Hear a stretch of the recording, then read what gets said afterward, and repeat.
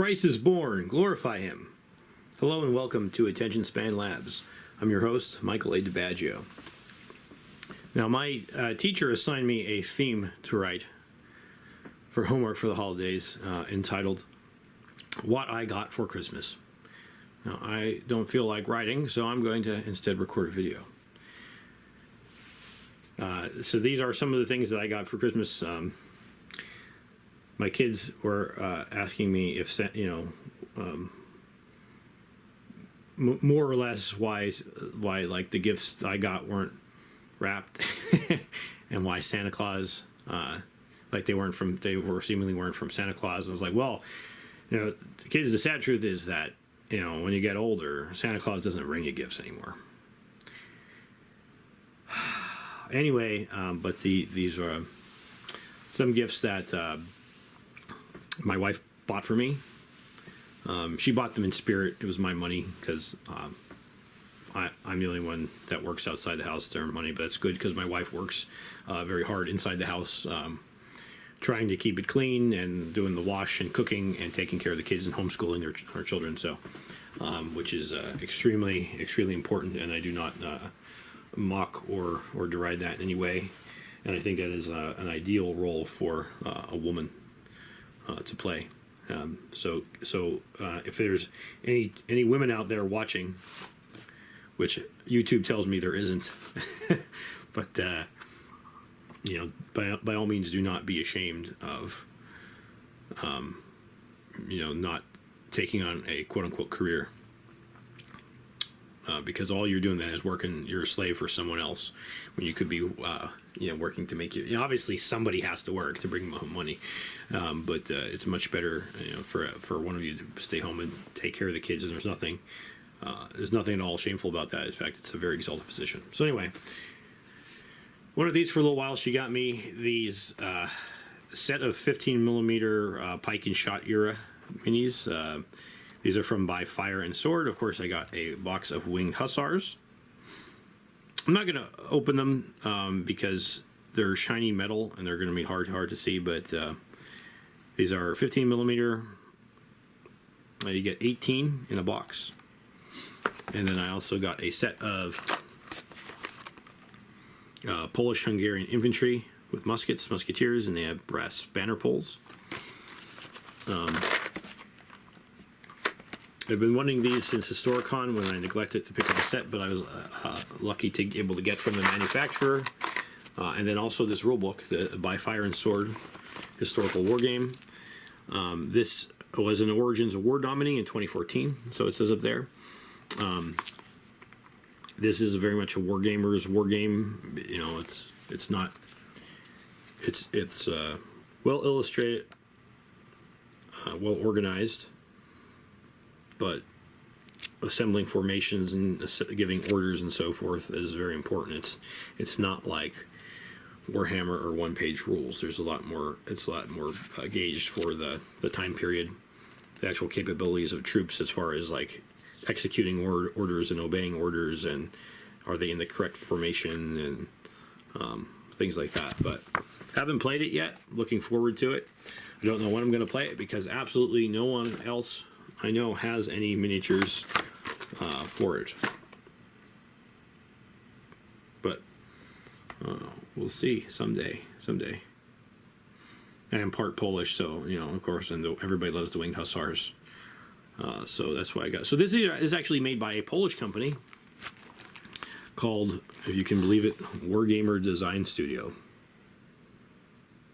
And they have armies for the Polish-Lithuanian Commonwealth, the Cossacks, the Swedes under like Gustavus Adolphus, the Crimean Khanate, which had not yet been conquered by Russia, Muscovy, which they call the Rus, the Holy Roman Empire, the Assembled German States, Transylvania, the Kingdom of Denmark, Norway, Duchy of Courland and Semigalia, the Ottomans, Royal City of Gdansk, the Electorate of Brandenburg and Ducal Prussia, which they have separate from the Holy Roman Empire.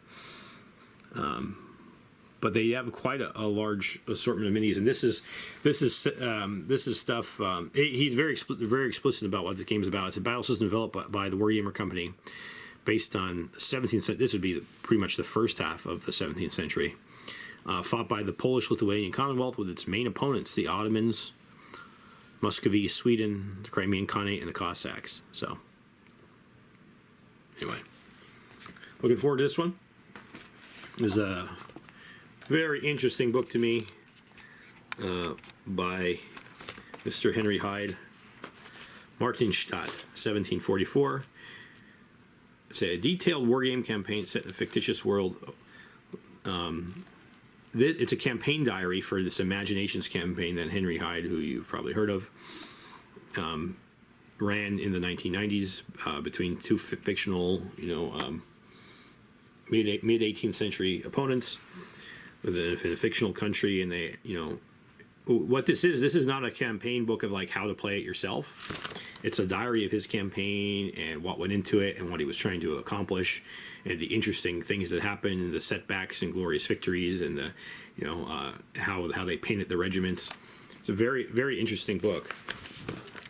It's the sort of book that I didn't think there's actually quite a bit of nice art in it, and he has the original notes photocopied here, but then also retyped.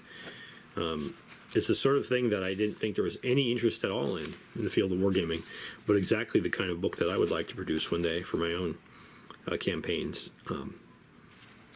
Certainly very niche, but even if you're not interested in this 18th century imagi-nations stuff, you could this would be, I think, of great help for any kind of wargamer who likes to play campaigns, who likes to play narrative. It gives a lot of ideas, even if you don't know much about this period in question. There's the map of the world there. So, all right. Well, let's take a look at a box I got from. Oh no, it's Fat Fox Chunks. I heard you were doing an unfoxing video, and I am here to protest. Where's my knife so I can unfox Chunks?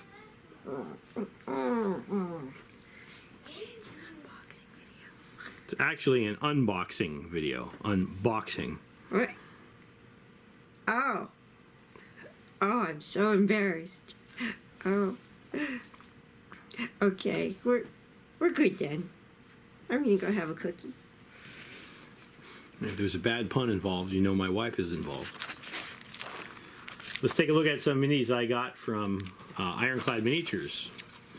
You've seen Ironclad Miniatures before. They made those foxholes on my fixed fortifications video. These are all Victorian sci-fi fantasy minis.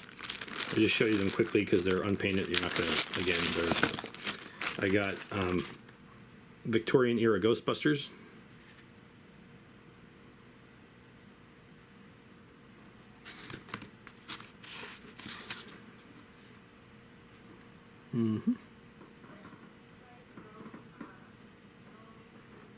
Holmes and Watson.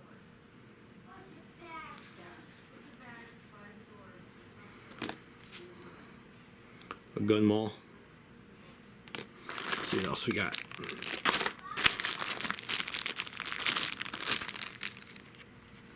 Ironclad Miniatures actually has a very interesting line of Victorian sci-fi ones, including, so here's a Victorian era,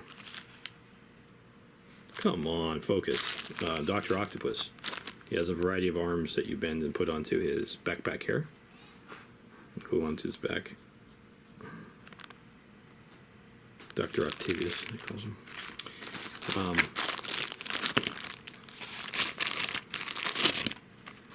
Including, I really like these native Martians, these Martian auxiliaries, or native Martian warriors with turbans and dust masks and radium rifles. Very good for a Space 1889 theme.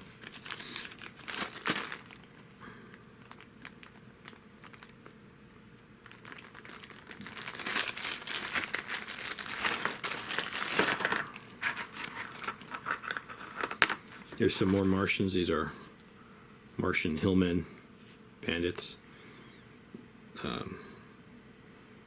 They also look like Jawas, or those guys from Phantasy Star.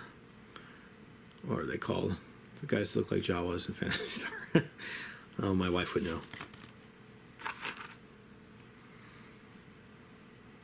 We're just techno-barbarians.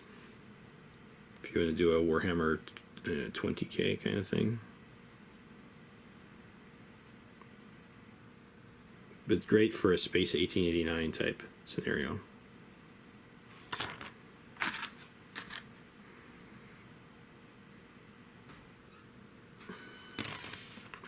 And here we have, they call him John Carter, but I actually think he looks a bit more like, you can see he has the two swords, he has, my goodness, zoom in here, focus. He has a gas mask, or like some kind of weird rebreather apparatus, Victorian era sci-fi, as a pistol, covered in robes. He actually looks more like, to me, like,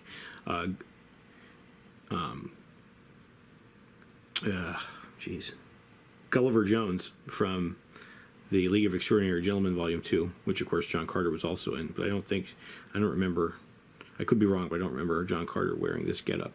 But Gulliver Jones certainly did. Gulliver Jones was sort of the literary predecessor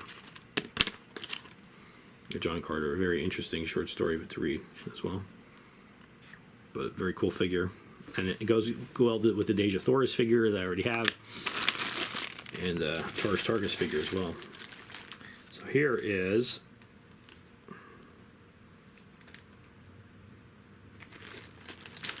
last but not least, I have a set of Martian beast cavalry. They're kind of Martian camels. I don't know what you'd call them. They're not Barsoomian animals per se because they don't have 6 legs. These also have like the native Martian gear, which is to say they're not naked. It's more of a Space 1889 theme where they have turbans and cloaks. And these guys have lances. And you get 3 of them in a pack.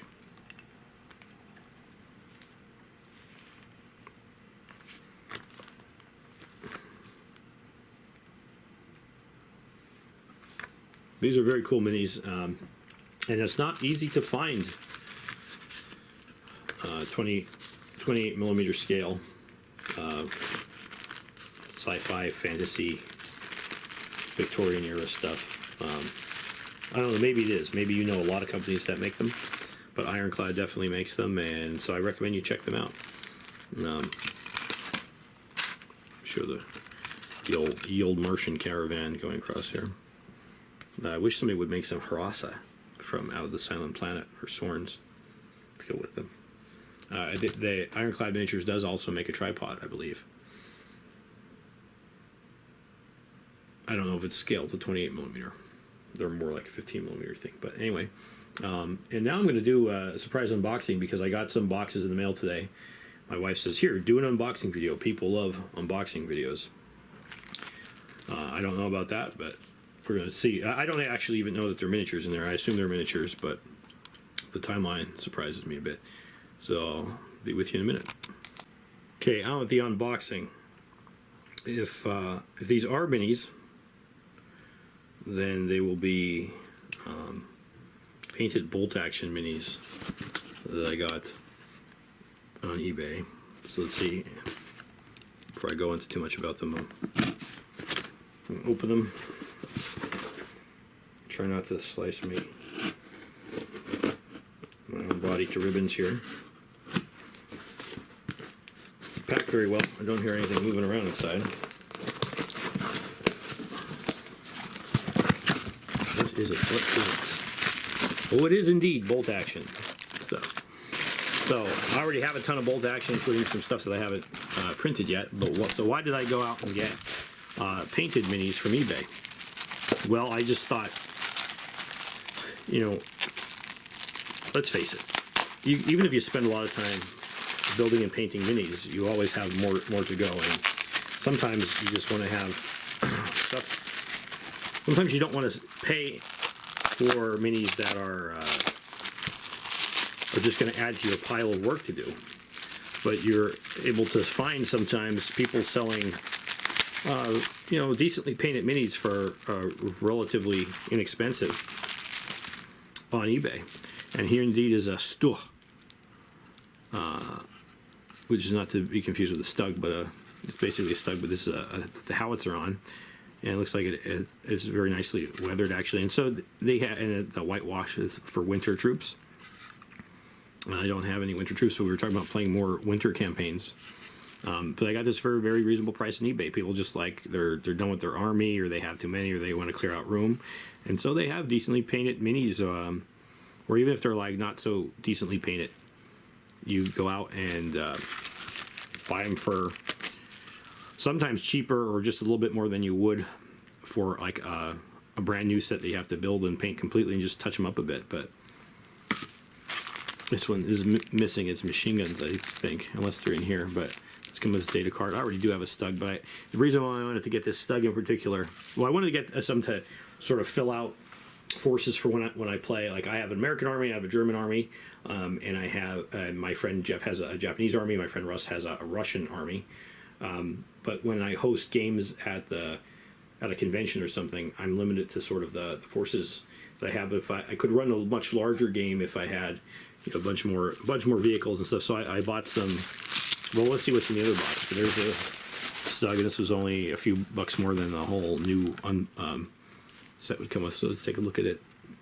Got melted snow in the wheels. Got a lot of rust in there. It's a very nice model kit. This is the Warlord Games Italeri 156 scale Stu. It's funny because the other one I made too was a Stu. I thought we didn't need a Stu because I had Panthers, I had Panzer IV, I have the King Tiger with the heavy railgun, so I didn't need more anti-tank action. But I could definitely use Germans could use more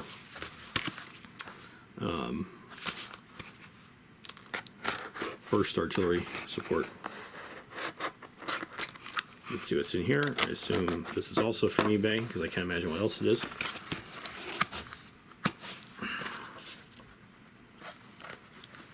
Well, that didn't work at all. Well, I guess I should cut here.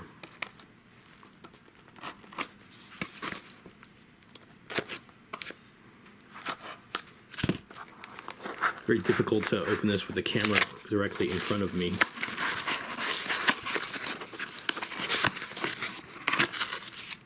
Yes, indeed. This looks like another bolt-action vehicle. Well, this is a Panther. What do we got here? A lot of bubble wrap. Good. It's well packed.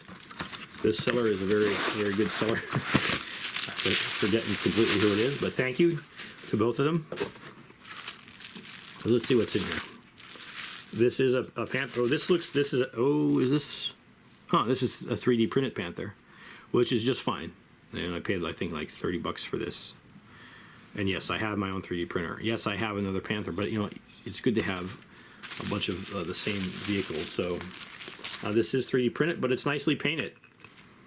I liked it. Very nice. It's a good camouflage scheme. Now the turret does the gun mantlet does not elevate, but still, I'll take it. Yes, I could print my own. Yes, I can paint my own. You've seen the ones I've painted, and yes, this could probably do with a bit more weathering and everything. But hey, man, considering the amount of work that I already have laid out with my miniatures and the time it takes to do it, and I'm right now I'm working on a lot of medieval fantasy stuff. So, but if I want to play, the reason why I want to maybe play more World War II stuff that's ready made is because I bought my nephews the bolt action Band of Brothers set, and usually when they play games like Risk or Axis and Allies and stuff like board games. But I thought they might be interested in this. So, and usually one plays as the Axis and one plays as the Allies. So that comes with American paratroopers and German Panzer Grenadiers, and it comes with ruined buildings. And it's a very good set. It was one of the first purchases I got for Warlord when I got into bolt action a few years ago through Conflict 47. And I thought it's going to take them a while to get their miniatures painted up if they even do it. And I have some too, but I actually have quite a bit. But I thought it would be good to bulk out my German forces a bit, because I have a lot of them, but I still have more Americans than anybody else. To get some extra firepower, and the Americans are very tank heavy, but now the Germans are very tank heavy as well. So yeah, a nice gift to get yourself, you can go on and find on eBay, or another website I would recommend is colonelbills.com. Colonel Bills is a British store, and I just bought a bunch of stuff from there. I actually got my first Secrets of the Third Reich miniatures from there. They're already painted. They sell both unpainted new stuff and as they call, pre-loved armies. Sounds a bit dirty and slutty, but they do sell, like, and they're graded by their paint scheme and competency and so forth. And they're, obviously the nicer they are and the more they are, the more they're going to cost. But they're very, very affordable. Sometimes not much more for a painted force than what you'd pay for a new force, and you have to do it all. You don't have to do it all yourself. So your time is worth something. I'm not saying you should buy all painted armies. You could if you want. I think there is an important part of the hobby and crafting that is building and painting, and that the craftsmanship part of it, and that's fun and rewarding in its own right. But if you just want to get down to playing, or if you already have quite a stack of work, and you want to just go ahead with, there's nothing wrong with going out and buying some stuff that's already made. And Colonel Bills actually has some very good prices on them. I bought a bunch of Knights and some of the weird World War II stuff. So check them out. Check out eBay, because sometimes you find people that, sometimes there are estate sales and they don't even know what they have. They're like, oh, I got some toys here, sell them, right? Sometimes they're, people are just like, they run out of room, or they're done with this army, they don't want to play this game anymore, or they moved on to a different scale, and they sell them for a song and a dance. So definitely, it's worth checking them out. All right, that's all I got for today. Thanks for watching. Hope you liked the video. Let me know what you think in the comments, or if you know where else to find 28mm or any scale Victorian sci-fi miniatures that are nice, or if you've got some good deals on painted armies yourself. Hope you enjoy the rest of your week. God bless you. Have a good weekend, and Happy New Year. Attention Span Labs signing off.